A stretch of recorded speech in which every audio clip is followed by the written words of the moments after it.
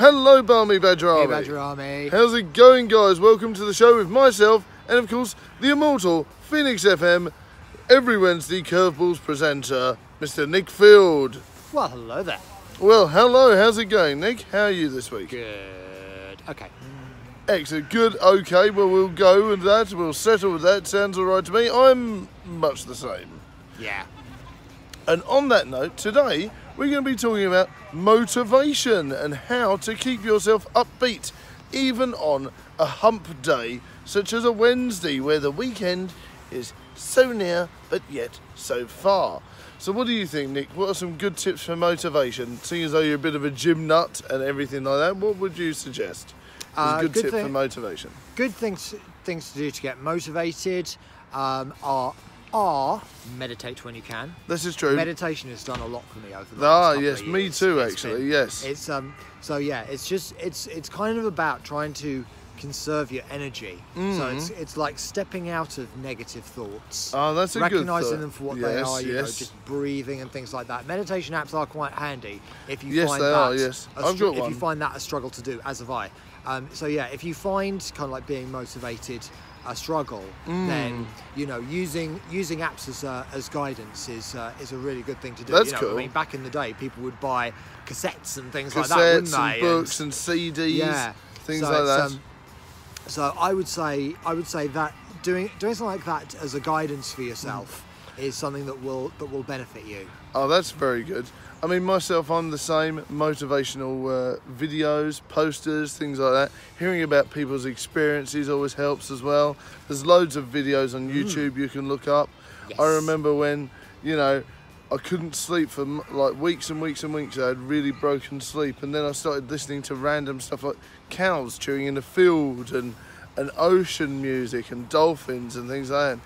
Really settled my mind and made me relax. And now, of course, here on YouTube, we've got loads of other videos like that as well. One of my favourites is train driver videos. Train driver videos. Watch it, there are like loads of videos of just like train journeys around the world. I mean, there's there's a lot of ones for train journeys in Norway. Where there's lots of where there's kind of like a snowy journey and things like that. Very nice. There's one in Japan as well where it actually tells you where the train is stopping. Oh, that's very cool. Those are really good to sit and watch, I think. I've seen those on Netflix, actually, quite a lot of them. You know what ones really relax me? You know, watching people brush their beards, watching candles burn, things like that. Oh, funny you should mention that. Because yes, there's two of these on this very channel. Watching snow. I don't know why these things would be good, but you know, check them out in the playlist. I think ASMR. the advantage with them is it's kind of like just because the whole thing with like meditating stuff is focusing on one thing in particular. That's very true. And I find that a lot. If I'm just focusing on like one thing in an image, it will calm me. Oh, that's very interesting. Yeah. I think that's a good thing to do to motivate yourself. That's very cool. But yeah, I think motivation is a lot about a lot of it is just about like channeling your energy into things that are worth it, and not just stressing over stuff. You know, I find this a lot, and you know, even things like trying to cut out negative people and trying to focus on people who positively encourage you. This is very true. That's what you need in your life as well. Positive people. I mean, it's what I love about when I'm going on filming. There's always a lot of good excitement on set and things like that. This is very true. Yes. You know, this is where you might benefit from joining a sports club or a choir or a drama club or something like that. Or setting up YouTube. You'll find people on, you'll be able to talk firsthand to people in similar situations and with similar interests to you. That's very true. And that is something that motivates you a lot. And that will help you make new friends and things like that. Yes, exactly. Indeed. You know, it's like in the last couple of years, I've been able to gain a lot of new friends that way, and yeah, it is something that will genuinely motivate you a lot more. And you know, if you're the kind of person who spends a lot of the week working in one place, you know, that's a good opportunity to go out and meet new people. Yes, and break things up and do things like that. Yes, so indeed. Yeah, things like that. You know. I mean, it's probably not that different to, we could have been doing this video 20 years ago and we'd be giving out similar advice. That's very true. But it's still true. Yeah. And even like motivational phrases and things like that, they probably seem a bit corny now. Yeah, they do. Yeah, nowadays. Mind you, there's so many people few people have kind of like hijacked motivational posters and seem to use them to complain about everything now. Yes. You know, and the thing is, if you spend a lot of time around those kinds of people, then you know you'll get to a stage where it starts to affect you as well. You've got to be careful there, haven't you? I know that there are people who people who have conditions that you know can make their brains feel like that, but if you are one of those people, then you know what you need to do is just try, you know, and it's not going to happen overnight, you know. No, definitely not. Just cheering up is you know, especially not if someone tells you to do that. No, it doesn't really work. Just cheer up. Help you, really doesn't work. But you know, by giving yourself a bit of time to meditate, to read something positive, you know, things like that, and eventually that will snowball into kind of like an ability to change your frame of mind. And that's all you can do, is just try your best, look at the different things you can do, and sort of at least practice them at least once a day, isn't it? Exactly. That's true. So, I mean, thanks to Nick, I've managed to plan lots of things. We do lots of things a bit more regimented at home in the mornings. Things go a bit smoother. So, you know, he's really helped me out with that. The planning ideas and all that sort of thing goes very well. A good way to motivate yourself is plan stuff, you know. You know, you don't have to kind of like write out a strict timetable for yourself. I was going to say, I know some people that really do make a strict one, but go on. But the downside with those, I mean, there are some people who are very good at that, but a lot of us are, in fact, most of us, I would say, you know, it's like, you know, things will get in the way. So even if you just write yourself down a list of things that you have to do, even if it's the last thing that you do at night, write down a list of things that you've got to do, and tick them off as you do them. You will find that your brain kind of like fits a lot better, and it's not a disorganized mess. And it's difficult to be motivated when your brain is a disorganized mess. Trust me, I've been there. Same here, on a daily basis. So this is why Nick, helping me do that, has managed to make things a lot better. We've managed to squeeze in more streams, we're able to do copious more vlogs, we're able to do tons more stuff. So a big shout out to Nick for helping us with that. Oh, well, you're more than welcome. It's good no worries. Get off me. Anyway, so Nick, now we're on to the next section of the show, where we're going to carry on with last week's questions to do 80s with and retro. 90s memories. 90s memories, right. yes, that's so right. Last week we talked about birthday party experiences. We talked about people's favourite childhood movies. I don't have a lot of favourite childhood movies because my younger self didn't have the attention span for them. Oh dear. Well, maybe we should go back. Now that is something we need to do, Nick. We both need to rent out a DVD and we will be watching it and write a review of it. I think that'd be fun. Or rather give a vlogging review of it. I think that'd be fun. So, well, you never know.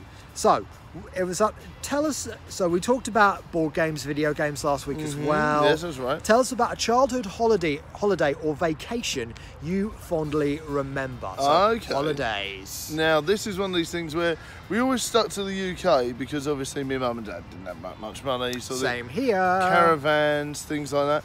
But I do remember the times when we went to like Southend were the best. You know, I don't know. When you're a kid, there's just something magical about Southend. I don't know why. It's a beach. It's a beach. With there's like arcade proper sea games. And properly arcade games. Arcade games. Ice cream stalls on every corner. Really nice fish and chips. And it's got a fairground right next to the beach, people. Peter Pan's playground, you know, exactly. I don't think it's called that now, but something along those lines still. But yeah, go to Southend at least once in your life, people, if you have not already. We try to go at least once a year. It's so much fun. I mean, remember last time we went, Badger Junior absolutely adored it, so we're going back this year. Yes, and growing up in the 80s, one of the big UK holiday destinations was Pontins. Pontins, that's very true. Yeah, Pontins. Yeah, I sort of vaguely remember being in various different swimming pools at Pontins. Really? I was only about like 4 or 5 at the time. Okay. And yeah, so we'd like go to like somewhere and have like a proper breakfast every morning. Oh, lovely! With this voice, there was this kind of like voice of God that was in there going, "Morning, everyone," which my younger self thought was absolutely terrifying. A bit like Heidi High or something. Yes. So we'd go to Pontins. Yeah, just lots of swimming pools basically. Just being thrown in swimming pools, which, considering I was a terrible swimmer at the time and still can't swim very well now, but yeah, that scary. was yes, but yeah, that was a big yes. So yes, but yes, going going to like stay in a chalet for a while and be that big privilege when I was growing up. Yes, and, very big privilege. I don't think many kids in our sort of year, when we were in, you're in the 30s and that. I mean, the 80s was a great time to be a kid and stuff, but I don't think there was many, there wasn't much catch knocking about that. Yeah, for sure. I mean, I think travel was yes, it was. Foreign travel was more expensive in those days. Yes, and also, it was. There weren't as many. I mean, when you think how many holiday companies there are now, they were a lot harder to come by back then. This is true. So, there wasn't that many things there. It was usually just get yourself in a car and drive to somewhere for a few hours. Exactly. So, number 8, what was something you collected as a kid? Oh goodness me, we're going to be here for hours. We could do a one-off special on this. Just give us kind of like a brief rundown. We can obviously your action figures, TMNT, He-Man, things like that. Stickers, I used to collect loads of stickers as well. Yeah, and I think sticker albums were the most exciting thing ever. The Mask, Super Mario. Sega ones, card games, the works. Pogs as well was a big thing for me. Pogs was big in the mid-90s. Indeed, yes. Yep. Big in the mid-90s. It tried to have a bit of a return about 6-7 years ago, but didn't really work. Yeah. But Pogs is fantastic. Yeah, it's basically like larger tiddlywinks. Yeah, I used to remember getting those, all the different designs. I must have, got hundreds of packs. Literally hundreds and hundreds. It was great. And I remember you could get these special slammers as well. So, you could, yeah. Yeah, you could get the special limited edition slammers that were all different shapes and sizes. You could get loads of cool stuff like shinies and all sorts of really good fun. And the mascot was like a big hairy caveman, wasn't he? And that was really fun. Yeah, for me it was all about comics. I used to collect a lot of comics. I mean, I had loads of Beanos. Yeah, Beanos, yes. Dandies for a while, but I always preferred the Beano. Yeah, everyone always really preferred the Beano. Yeah, I was into Beano and Dandy and is it Chips or something like Whizzer that? and Chips. Whizzer and Chips, yeah. I don't think they were made by the same company, but you had like the Beezer and the Topper for a while as well. Yeah, the Beezer and the Topper. Which were basically... Dandy and Beano are made by the same company. Yeah, Not a lot of people know Beezer that. Beezer and Topper were also made by the company. I think they're called DC Thompson or something like that. Something like that. I think but I think the Beano one was always the most popular one. Yes, which is always good. But yeah, so we had to. So for me, and even just like other comics, I mean, I had a lot of Count Duckula comics. Count Duckula, I never got any Count Duckula comics. What is going on? It was one of those things that kind of like they would like stop and start every so often. Really? Disney comics were like that as well. They'd kind of I remember collecting like Disney.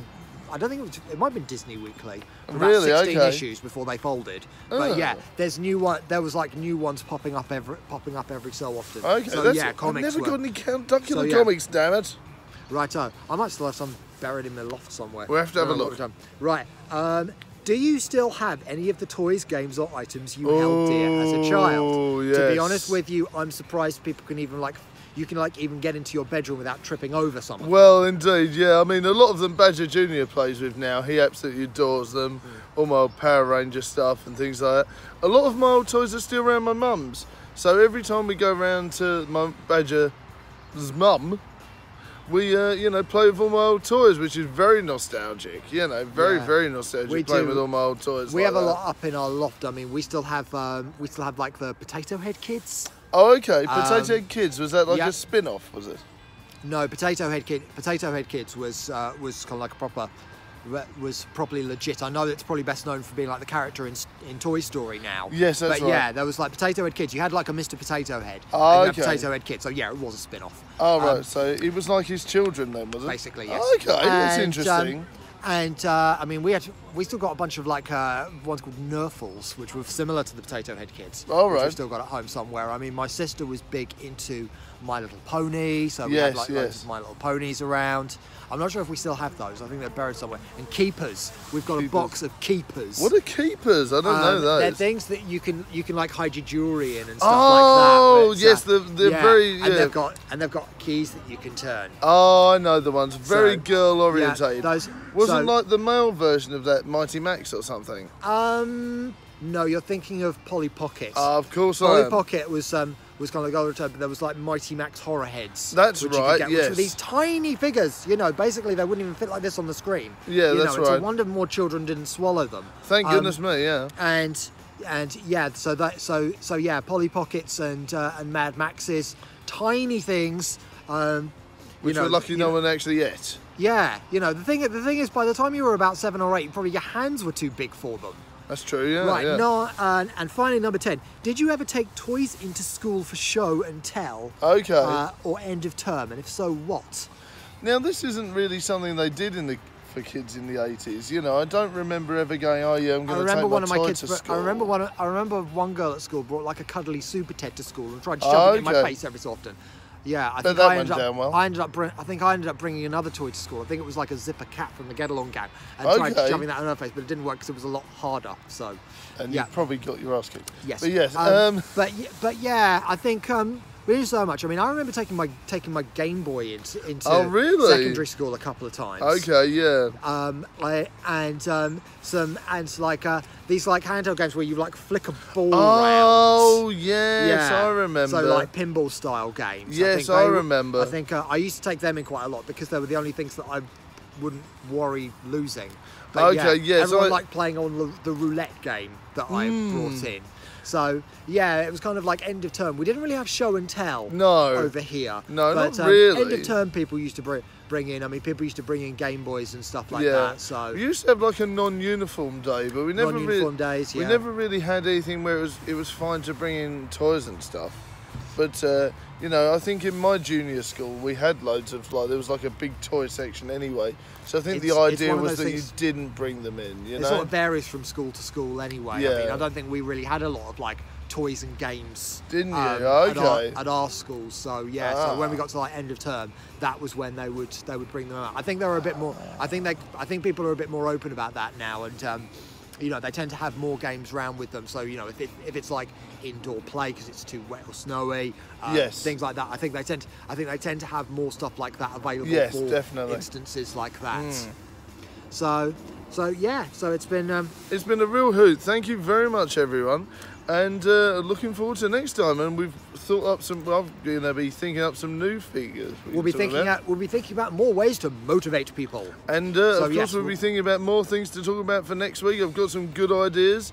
So a big shout out to everyone that sponsors the show, patrons the show, and of course donates. Thank you very much. You make these videos possible. Indeed, you do.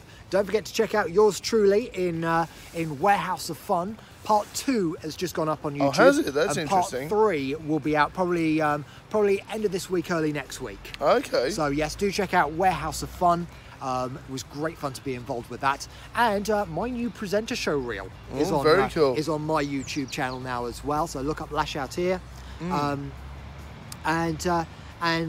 yes, I might see about getting him a presenter show reel at some point. Oh, sounds very good. And also, guys, don't forget to check out yesterday's vlog that we did as an extra one, talking about our Lego experiences. Yes. And if you haven't already, please check out last night's Fallout stream, which was insanely great. We had really good stream, lots of cool people in. So check that out if you want to do. And thank you very much for Nick for joining us once again on the show. You're welcome, babes. Get off me. Bye for now, Barmy Badger Army. See you later on, guys. Later, guys. Bye.